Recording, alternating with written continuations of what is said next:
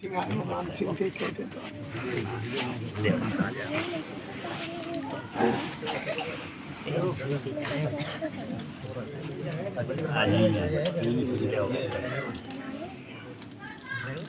कुर्सी बोले पीछे ले लो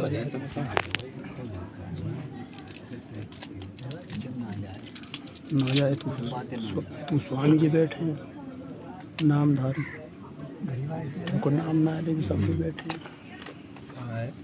स्वामी जी है तू स्वामी जी बैठे जय गुरुदेव।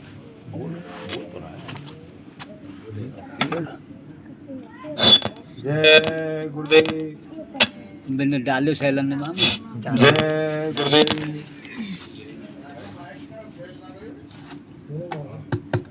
जय गुरुदेव।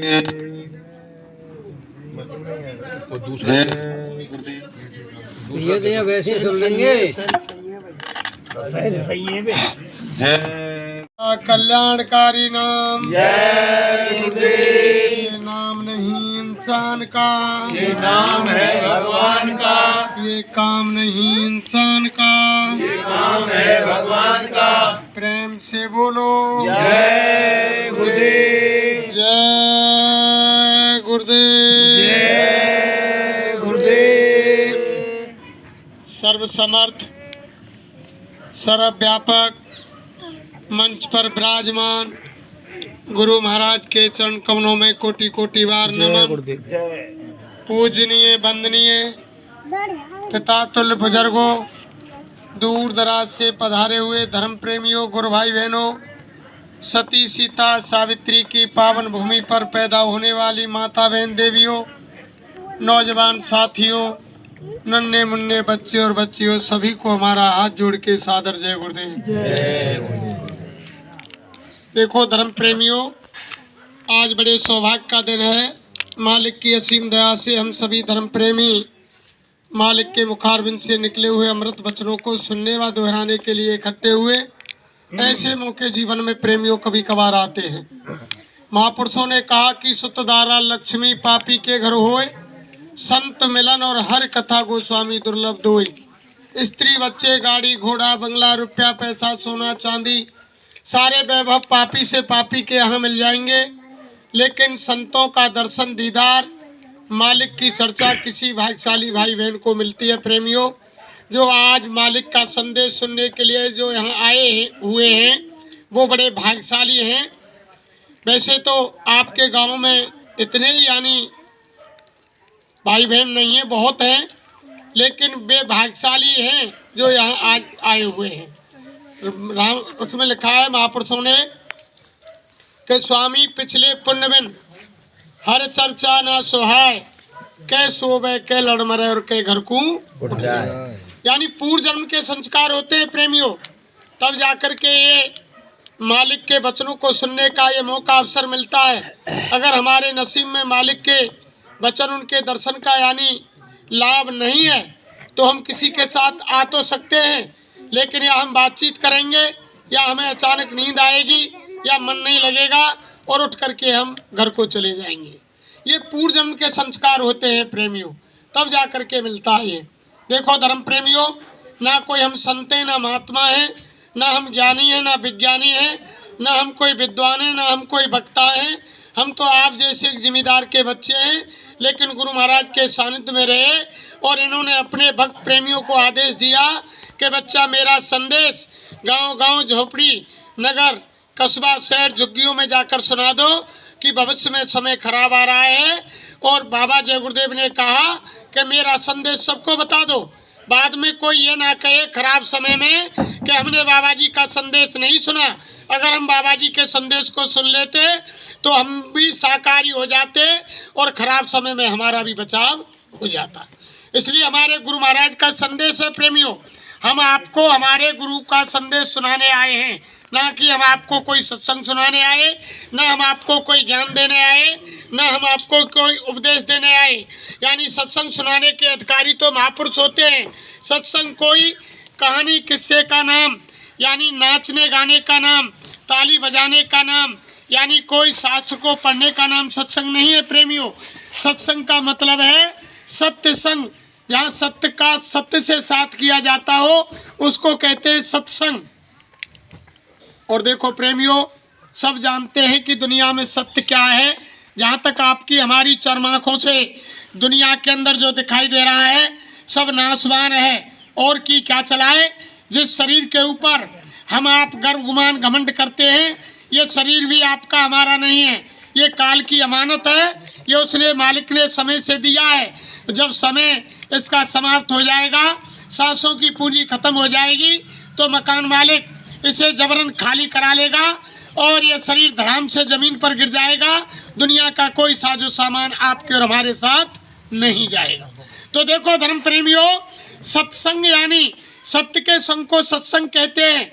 और जहाँ तक दुनिया में दिखाई दे रहा है वो सारी चीज असत्य है, वो नाशवान है, एक दिन वो मिटनी है। तो महात्मा कहते हैं कि सत्य क्या है, जो रामायण में लिखा है कि ईश्वर अंश जीव अविनाशी और चेतन अमल सहज सुखो राशि। यानी वो परमपिता परमात्मा की अंश, वो जीवात्मा, वो सत्य है, वो अजर अमर अविनाशी है, वो कभी मरती नहीं है।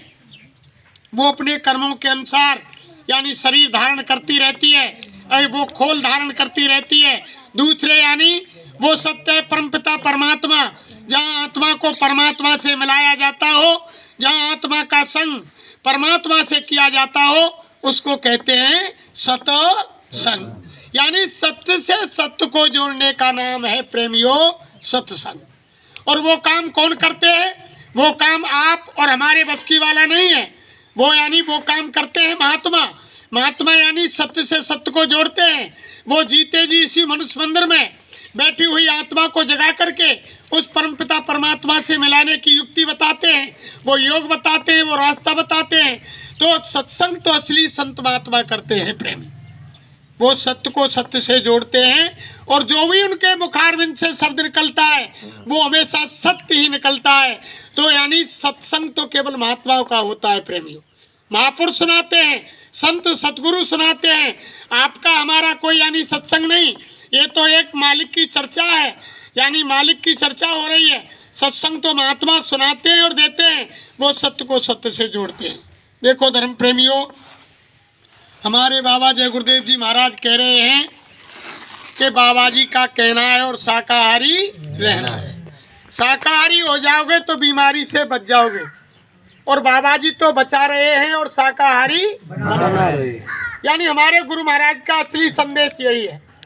और देखो धर्म प्रेमियों, आप सब जानते हैं, यानी जब हम शाकाहारी रहेंगे और शुद्ध भोजन नहीं करेंगे, शुद्ध भोजन करेंगे, ऐसी कोई वस्तु का नशा नहीं करेंगे जिससे हमारी बुद्धि पागल हो जाए। जब हमारी बुद्धि पागल हो जाएगी किसी नशे से, तो हम आप कैसे पहचान सकेंगे कि हमारे माँ हैं, ये हमारे बाप हैं, ये हमारे भाई हैं, ये हमारे बुजुर्ग हैं, ये हमारे रिश्तेदार हैं, ये हमारे यानी अड़ोसी हैं, पड़ोसी हैं, ये भगवान है, ये गुरु है। यानी तभी पहचान सकते हैं धर्म प्रेमियों जब हमारी बुद्धि शुद्ध होगी। यानी बुद्धि शुद्ध नहीं होगी तो हमारी पहचान खराब हो जाएगी। तो हमारे गुरु महाराज कहते हैं, अरे बच्चे बच्चियों, कोई ऐसा नशा मत करो जिससे इंसान की बुद्धि पागल हो जाए और माँ बहन बहू बेटी की पहचान खत्म हो जाए। और किसी की मुर्दा मिट्टी मत खाओ। यानी जब किसी जानवर जीव को काट दिया जाएगा तो वो मुर्दा हो जाता है।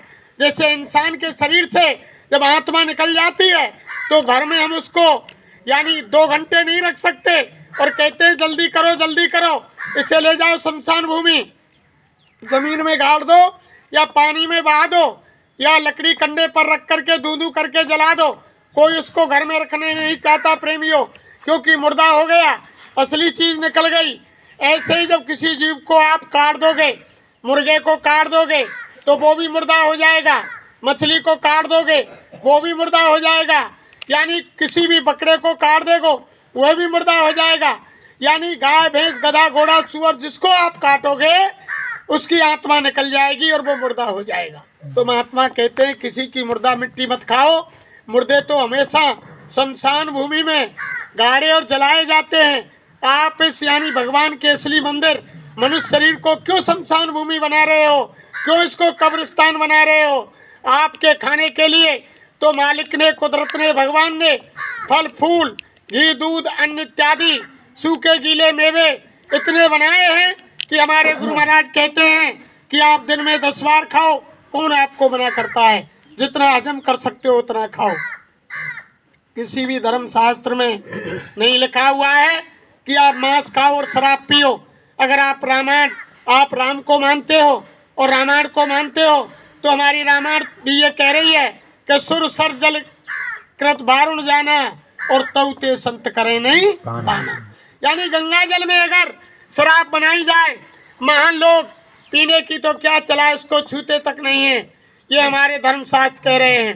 और अगर मुसलमान भाई कहें तो उनके भी कुरान शरीफ के अंदर लिखा हुआ है कि शराब का एक कतरा जिस जिस्म पर गिर जाए उस जिस्म को काट करके जला दिया जाए या फेंक दिया जाए फिर भी उसकी गुनाह माफ नहीं होंगी। यानी इतनी गलत चीज है प्रेमियों ये। तो बाबा जय गुरुदेव कहते हैं कि कोई बुद्धि नाशक नशा मत करो, यानी भांग, दारू, शराब, गांजा, चर्च, यानी ऐसी अखाद्य वस्तुओं का सेवन मत करो जिससे आपकी बुद्धि पागल हो जाए। और किसी की मुर्दा मिट्टी मत खाओ, ये मनुष्यों का भोजन ही नहीं है। देखो शाकाहारी प्राणी उस भगवान ने वहीं से बनाए, मांसाहारी प्राणी भगवान ने वहीं से बनाए। अलग अलग पहचान दोनों की बनाई। यानी मांसाहारी जीव वो हैं जो जन्म से उनकी आंख बंद आती हैं, 2, 4, 10 दिन बाद उनकी आंख खुलती हैं, उनकी आंखें गोल होती हैं, नाखून नुकीले होते हैं, दांत नुकीले होते हैं, जीभ से चाटकर पानी पीते हैं।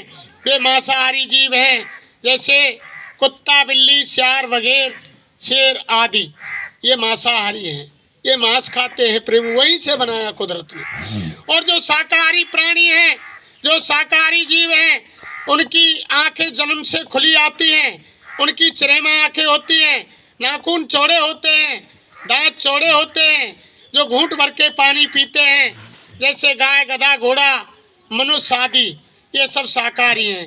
देखो धर्म प्रेमियों, जितने भी शाकाहारी जानवर हैं वो सब अपनी मर्यादा में हैं। अगर गाय, गधा, घोड़े के चारे के अंदर कोई कुत्ता, बिल्ली टट्टी पेशाब कर जाए, मांस का टुकड़ा डाल दिया जाए, चारे के ऊपर 5 किलो दाना डालो, लेकिन वो पशु उस पर मुंह नहीं मारेगा, सूंघ कर दूर खड़ा हो जाएगा। वो जानवर जानता है कि मैं शाकाहारी हूँ और ये चीज मेरे खाने की नहीं है। देखो धर्म प्रेमियों, जानवर में इतनी बुद्धि है और वो जानता है कि क्या चीज खाने की है, क्या चीज नहीं खाने की है। मनुष्य के अंदर बुद्धि, विवेक, ज्ञान होते हुए भी ये नहीं जान पा रहा है कि क्या चीज खाने की है और क्या चीज नहीं खाने की है। मैं शाकाहारी हूँ फिर भी यानी अभक्ष्य भोजन क्यों खा रहा हूँ। यानी ये मनुष्य, जानवर अपनी मेन मर्यादा पर है, लेकिन मनुष्य शाकाहारी होते हुए भी ऐसा निकला जिसने यानी भगवान की कुदरत की सारी मेन मर्यादा खत्म कर दी और शाकाहारी होकर के भी मांस, मछली, अंडे, शराब का सेवन करने लग गया। आप अगर यानी राम को मानते हो, आप कृष्ण को मानते हो, हनुमान को मानते हो, देवी को मानते हो, दुर्गा को मानते हो, मोहम्मद साहब को मानते हो और महावीर को मानते हो, बौद्ध को मानते हो, तो वो तो सबके सब शाकाहारी थे। उन्होंने कभी ना शराब पिया, ना मांस खाया, ना किसी धर्मशास्त्र ने, ना किसी भगवान ने, ना किसी महात्मा ने, ना किसी अवतारी शक्ति ने मांस और शराब खाने पीने का आदेश आप हमको नहीं दिया। कोई भी धर्मशास्त्र नहीं कहता है कि आप शराब पियो और मांस खाओ। तो देखो धर्म प्रेमियों, हमारे बाबा जय गुरुदेव जी महाराज बचाना चाहते हैं सबको। आगे हमारे कार्यकलापों से, आपके कार्यकलापों से वो कुदरत नाराज खड़ी है और वो कुछ करना चाहती है, वो सजा देना चाहती है। महात्मा रोके हुए हैं।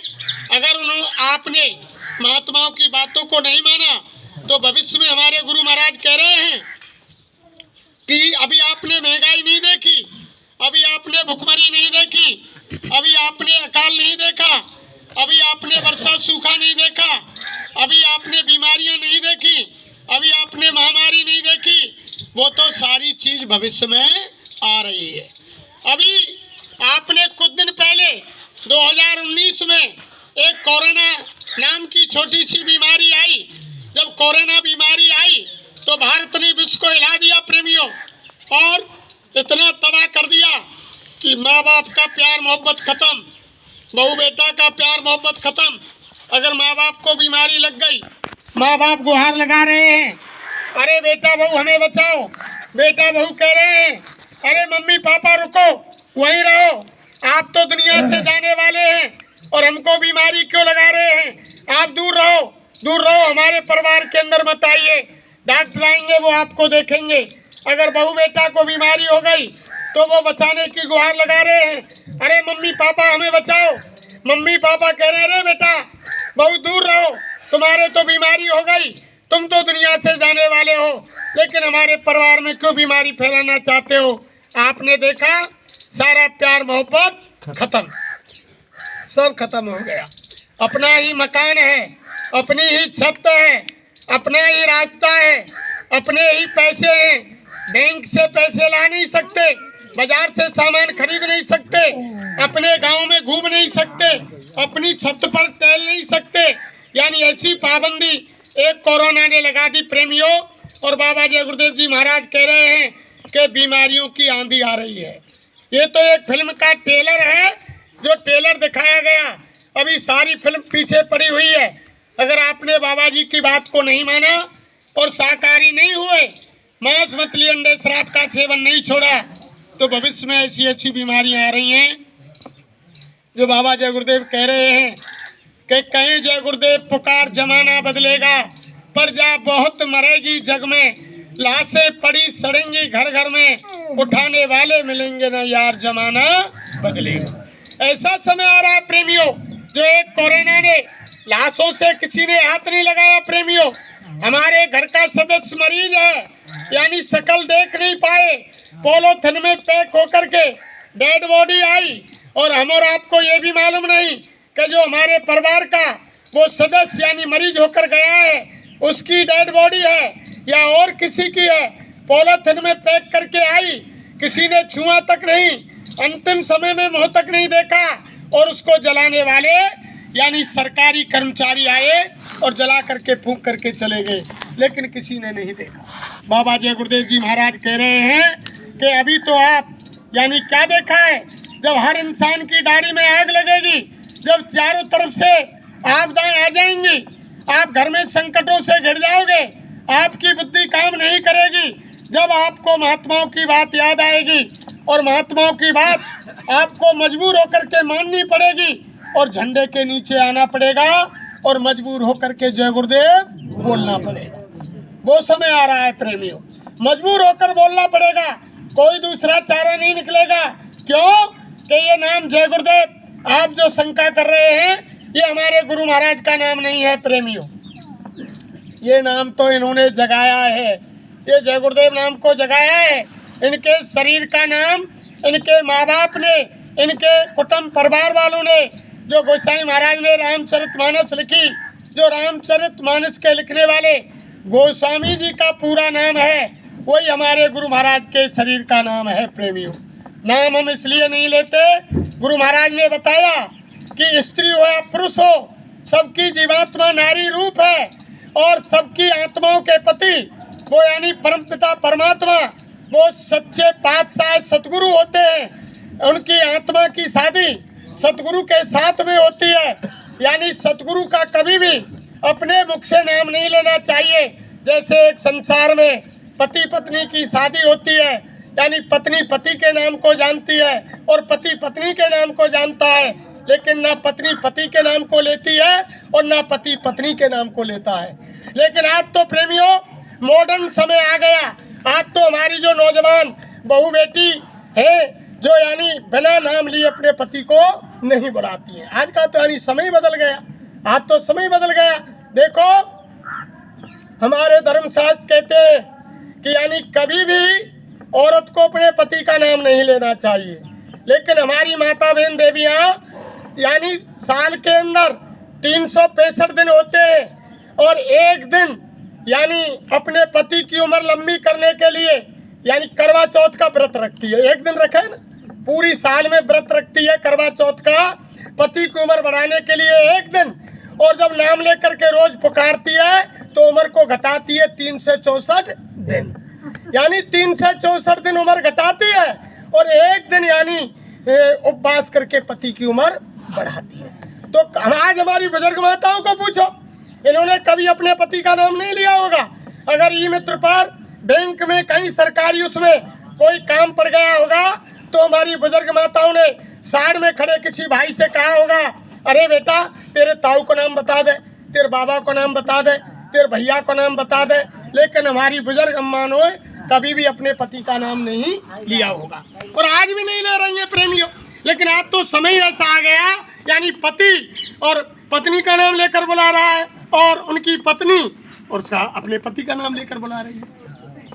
तो हमारे बाबा जय गुरुदेव जी महाराज का नाम, इनके शरीर का नाम, इन्हें बाबा जय गुरुदेव इसलिए कहते हैं प्रेमियों, जैसे कोई गांव में दूध का काम करता है और उसका नाम दूधिया नहीं है, लेकिन जो भाई उसके नाम को नहीं जानते हैं तो क्या कहकर पुकारते हैं, अरे भैया दूधिया इधर आ। उससे दूधिया ही तो कहते हैं, वो कोई दूध देता थोड़ी है, वो तो दूध का काम करता है, इसलिए उसे दूधिया कहते हैं। अगर कोई भाई का शहर में कहीं ये बस स्टैंड से स्टेशन से और रिक्शे का काम पड़ जाए, आप रिक्शे वाले का नाम नहीं जानते तो आप सीधा क्या कहेंगे, ए भैया रिक्शा रुक। वो समझ जाता है कि मुझको आवाज दे रहा है। तो ऐसे ही हमारे हिंदुस्तान में नहीं सारे विश्व में हमारे गुरु महाराज को सारा संसार पूरा भारत जय गुरुदेव नाम से जानता है, इसलिए इन्हें सब लोग जय गुरुदेव बाबा के नाम से लोग पुकारते हैं, लेकिन इनका नाम जय गुरुदेव नहीं है। इन्होंने मन से कहा मेरा नाम वही है जो गोसाई महाराज, जो रामचरितमानस के लिखने वाले हैं, जो उनका पूरा नाम है वही हमारे गुरु महाराज के शरीर का नाम है प्रेमी।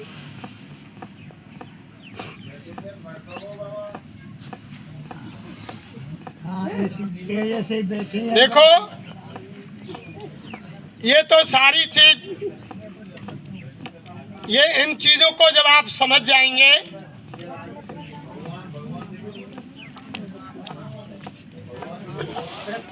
बाद में बात बोल तू जय गुरुदेव। बाद में अलग की बात करेंगे। देखो लोग राम आए धरती पर, सुने जाओ सब। जब धरती पर कृष्ण आए, जब लोगों ने कृष्ण को नहीं पहचाना, सतयुग के अंदर हरि नाम को जगाया ऋषि मुनि महात्माओं ने, तो लोगों ने हरि नाम को नहीं पहचाना। सतयुग के अंदर जब हरि नाम में पावत डाला उस समय महात्माओं ने प्रचार किया, अरे सुनो सुनो सुनो दुनिया वालों, ये हरि नाम उस परम पिता परमात्मा उस सर्वशक्तिमान का नाम हरि है, तुम इसका साथ दो, इसका जाप करो, हर मुसीबत में तुम्हारा संकट में साथ देगा, तुम्हारी आत्मा का कल्याण होगा। लेकिन उस समय भी प्रेमियों जब हिरण्यकश्यप हरनाक थे, उन्होंने प्रहलाद से कहा कि भगवान हरि कौन होता है, मैं ही हरि हूँ, मेरा नाम ले। यानी जिन्होंने अड़ंगा लगाए और भगवान के नाम की खिल्लियाँ उड़ाई, ये हमारे इतिहास बताता है, उनका सतयुग में विनाश हुआ और हरि नाम का जिन्होंने साथ दिया उनका कल्याण हुआ। ये सतयुग की बात है। अब आ जाओ त्रेता के अंदर, अगर सतयुग के हरि नाम से त्रेता द्वापर और कलयुग का यानी तीनों युगों में उद्धार होता तो त्रेता के अंदर राम नाम को जगाने की जरूरत नहीं थी। जब सतयुग समाप्त हो गया प्रेमियों, तो ऋषि मुनि महात्माओं ने त्रेता के अंदर राम नाम को जगाया और राम नाम में पावत डाला और राम नाम में पावत डाल के कई हजार वर्ष प्रचार किया। अरे सुनो सुनो दुनिया वालों, ये राम का नाम यानी ये राम भगवान का नाम है, उस सर्वशक्तिमान का नाम है, तुम इनका यानी जाप करो, ये हर संकट मुसीबत में तुम्हारी रक्षा करेगा, तुम्हारी आत्मा के कल्याण होगा, तुम्हारे लिए यानी सहयोग मिलेगा। लेकिन जिन्होंने राम के नाम को भगवान का नाम नहीं माना, यानी अड़ंगा लगाए, खिल्लियाँ उड़ाई, जिनका धरती पर विनाश हुआ और जिन्होंने उनका साथ दिया उनका कल्याण हुआ। ये तो हर युग में प्रेमियों नकली भगवान बने और उनका अंत में विनाश हुआ। लोग उन्हें धरती पर जब अवतारी शक्ति और वो यानी मालिक जब धरती पर मनुष्य शरीर में आए तो लोगों ने नहीं पहचाना। अगर राम को लोग त्रेता के अंदर पहचान जाते तो 14 वर्ष का वनवास भगवान राम को नहीं देते।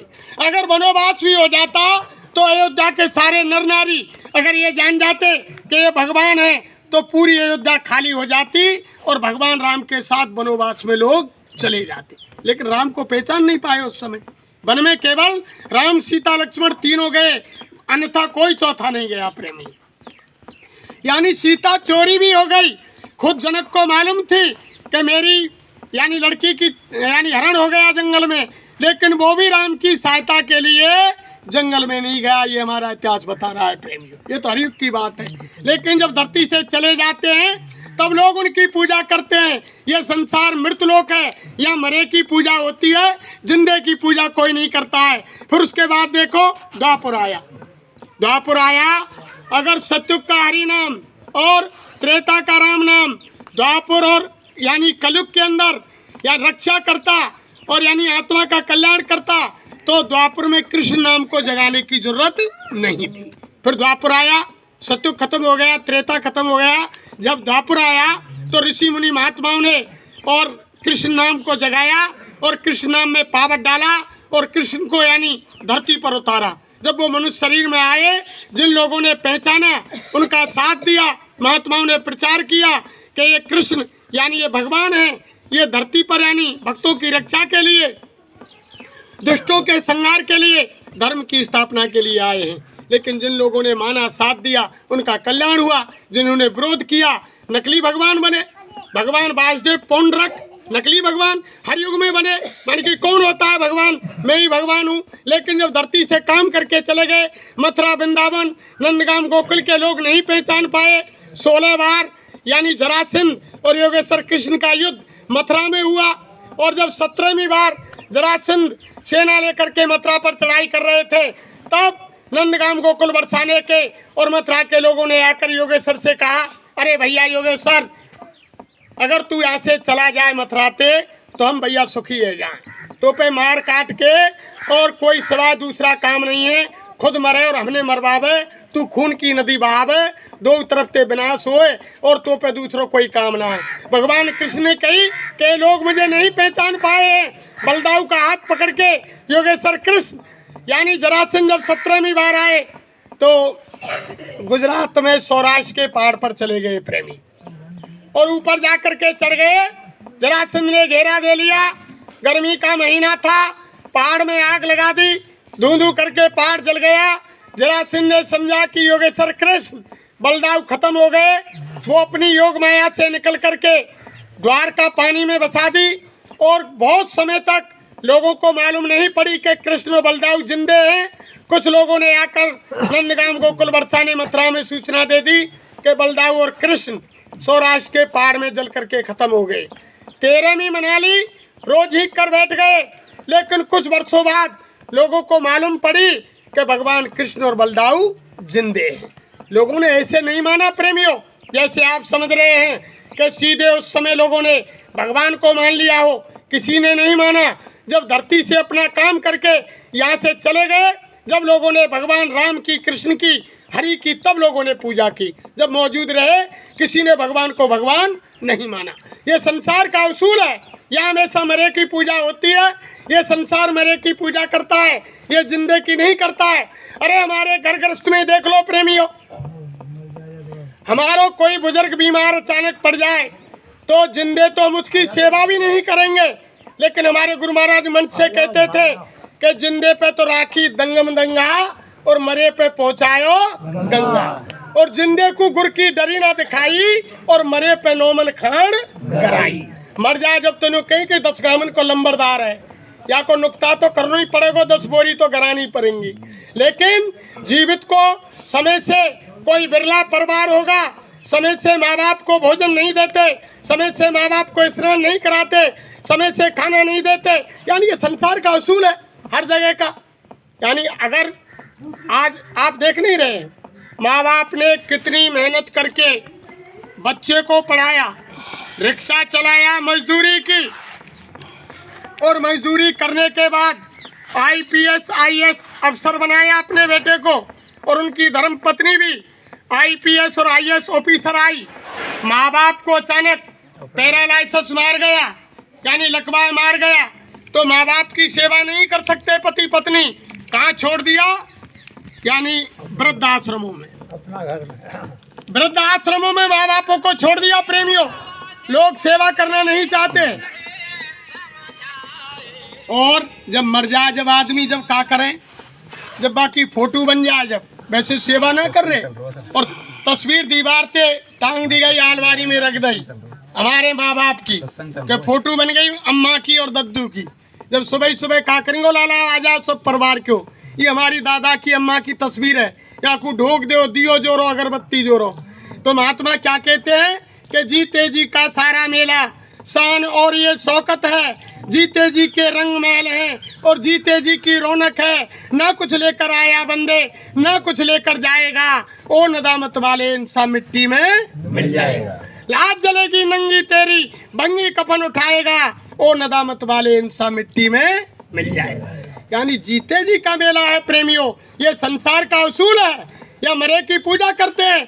आज तो हमारे समाज में ऐसी रीति रिवाज और चल गई, कुछ साल पहले नहीं थी। अगर माँ मर गई तो यानी ऊपर नाते रिश्तेदार अड़ोसी पड़ोसी मृतक शरीर के ऊपर यानी इतनी सारी धोपतीन की इकट्ठो कर देंगे, यानी कोई गिनती नहीं। और अगर कोई हमारे बुजुर्ग माँ बाप खत्म हो गए तो इतनी कीमती कीमती शॉल लाएंगे, और लेकिन जब हमारे माँ बाप बुजुर्ग जिंदे हैं तब तो हम नई धोपती नई ओढ़वे बिछावे के वो नहीं देंगे, नए यानी बिस्तरने नहीं खाएंगे। अगर हमारे माँ बाप खाट में टट्टी पेशाब कर रहे हैं तो घर वाले क्या सोचेंगे, अरे नई रजाई है नया कंबल है, माँ को बाप को देंगे तो गंदा कर देगा, उस कंबल रजाई निकालेंगे जहाँ यानी 6 धैर्य होंगे कि यार माँ को और बाप को गा दो, टट्टी पेशाब उसमें कर रहा है। लेकिन मर जाता है तो बड़ी कीमती कीमती शॉल नाते रिश्तेदार अड़ोसी पड़ोसी सब ऊपर ला करके डालते हैं। लेकिन महात्मा क्या कहते हैं, ये सारा मेला जीते जी का है। अगर तुमने माँ बाप को जीते जी अगर एक नई साड़ी पहनाई होती तो वो आशीर्वाद देती हर पड़ोसी को नाते रिश्तेदार को सबको, और मरने के बाद तुम यानी साड़ियों के यानी इस वक्त ढेर लगा रहे हैं। तो ये संसार का उसूल है प्रेमियों, या मरे की पूजा होती है इसलिए लोग नहीं मानते हैं। देखो हमारी ये माता बहन देवियाँ मंदिर में जाती है नाग पंचमी पर पूजा करने के लिए नाग की।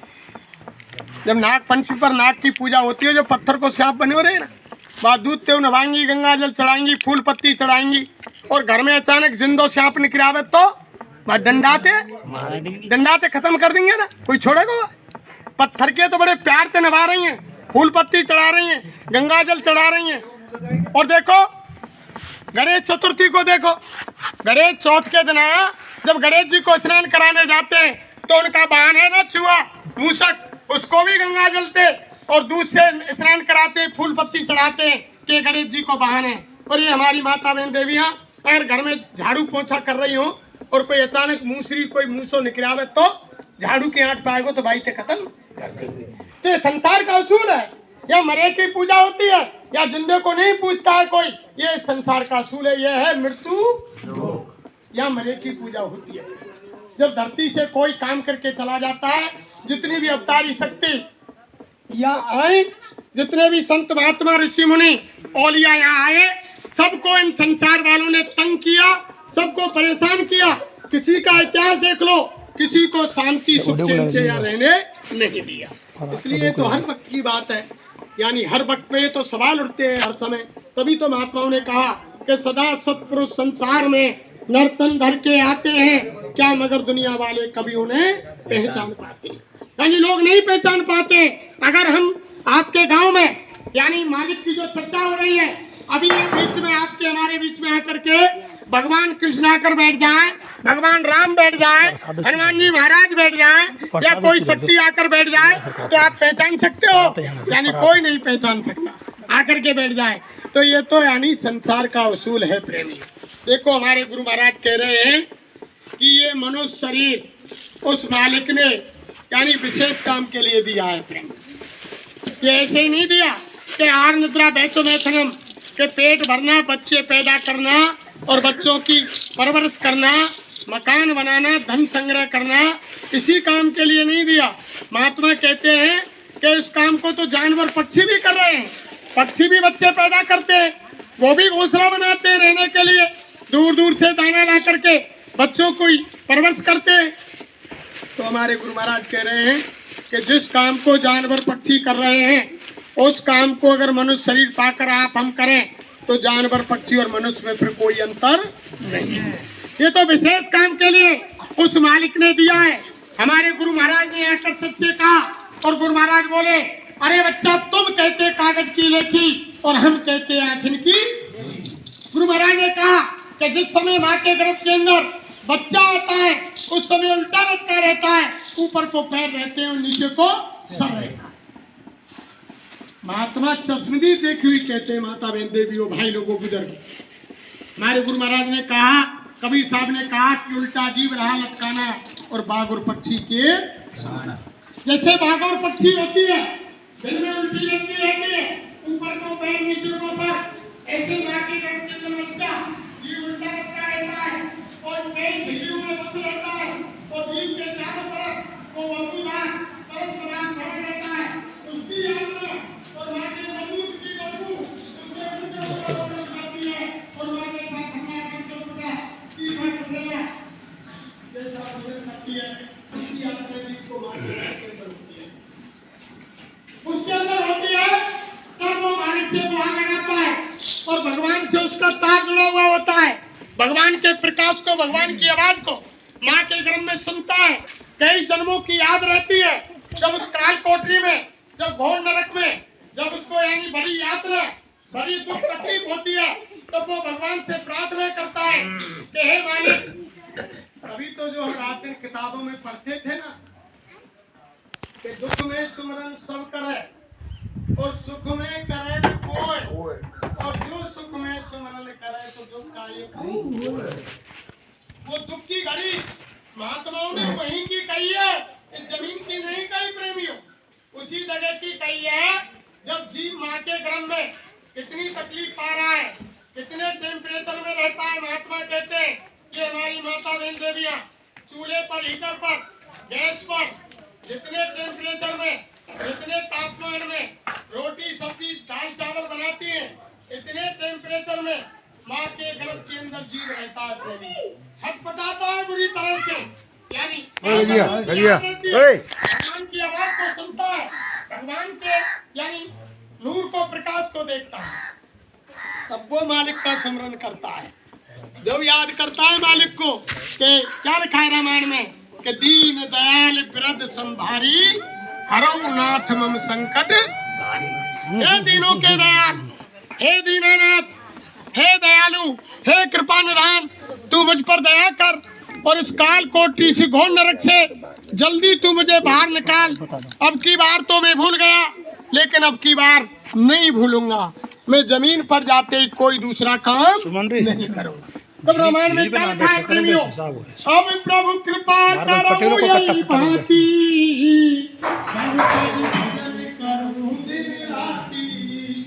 सबने माँ के गर्भ के अंदर वादा किया कि हे भगवान, हे दीनानाथ, हे दयालु, तू मुझ पर दया कर, रहम कर, इस काल कोठरी, इस घोर नरक से तू मुझे जल्दी बाहर निकाल।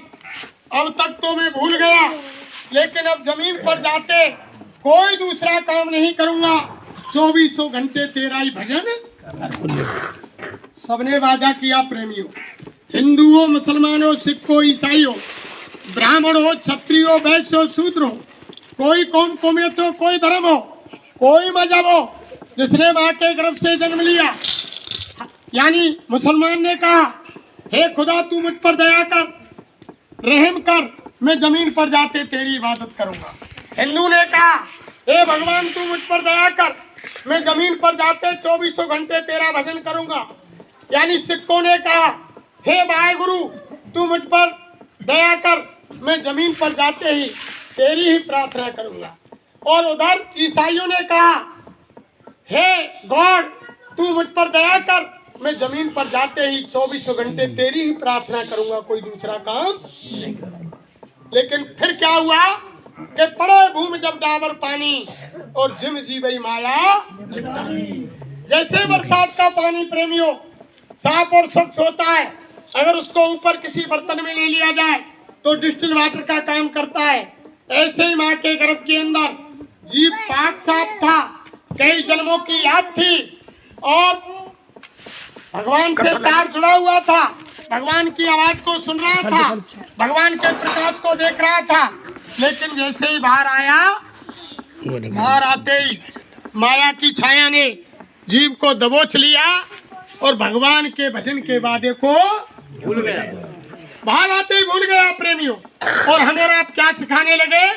अरे के बेटा मम्मी बोल, पापा बोल, दादा बोल, अम्मा बोल, ये तुम्हारा मकान है, ये तुम्हारी गाड़ी है, ये तुम्हारा बंगला है, ये तुम्हारे बाबा है, ये तुम्हारी मम्मी है, ये तुम्हारे पापा है। यानी भगवान के भजन के वादे की याद किसी ने नहीं दिलाई, किसी ने नहीं दिलाई प्रेमियों। उसी वादे को याद दिलाने के लिए धरती पर संत महात्मा आते हैं। जब क्या कहते हैं, हमारे गुरु महाराज ने क्या कहा मन से कि हम आए हुए देश से जहाँ तुम्हारो धाम और तुमको घर पहुँचा बनो एक हमारो धाम। गुरु महाराज ने कहा रे बच्चे बच्चियों, हम उस देश से आए हैं जो तुम्हारा असली घर है, तुम्हारा असली धाम है। उस देश से हम आए हैं और तुम्हें लेने के लिए, तुम्हें पहुंचाने के लिए हम धरती पर आए हैं। लेकिन लोगों ने नहीं पहचाना प्रेमियों। बाबा जय गुरुदेव जी कह रहे हैं कि हम तुम्हें लेने आए हैं, ये संसार तुम्हारा नहीं है। और आप हम सब जानते हैं, अगर संसार आपका और हमारा होता तो हमारे बीच से हमारे बुजुर्ग दादा माँ यानी कोई यहाँ से नहीं जाते, सब हमारे बीच में रहते। जब हमारे यानी बुजुर्ग धरती से चले गए तो आगे पीछे आप हमको भी इस धरती से जाना है। ये आपका और हमारा निज घर नहीं है।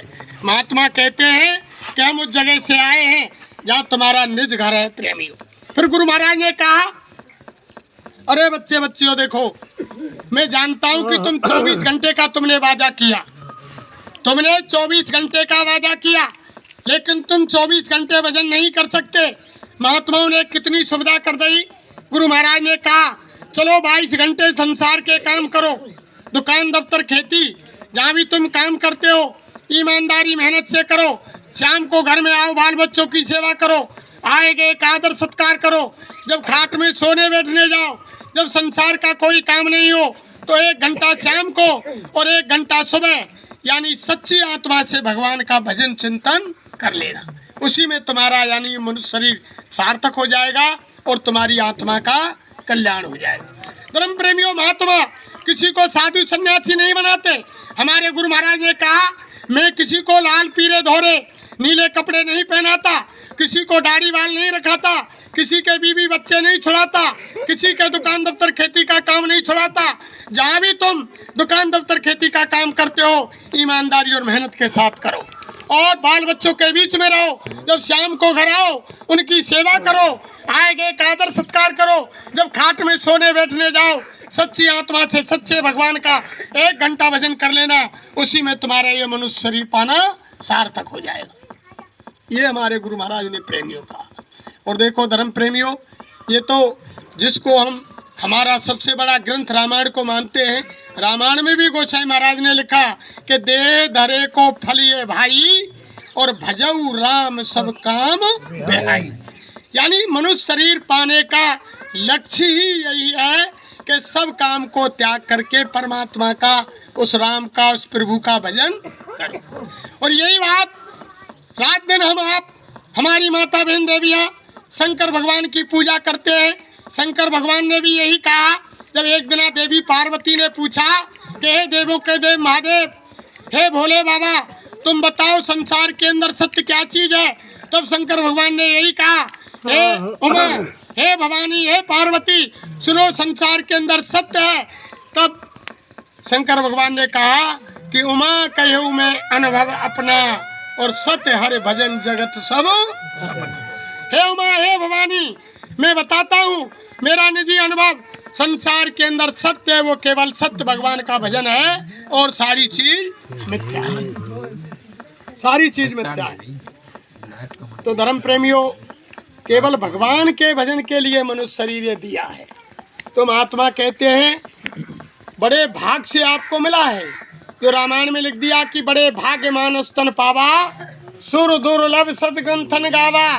ये बड़े भाग से मनुष्य शरीर मिला है। इसको देवता भी तरसते हैं, ये देवताओं को भी नहीं मिलता है। क्यों नहीं मिलता है कि साधन धाम मोक्ष कर द्वारा और ये ना पाए परलोक सवारा। यानी भगवान से मिलने का जो दरवाजा, जो रास्ता है वो केवल मनुष्य योनि में है और किसी योनि में भगवान से मिलने का रास्ता नहीं है।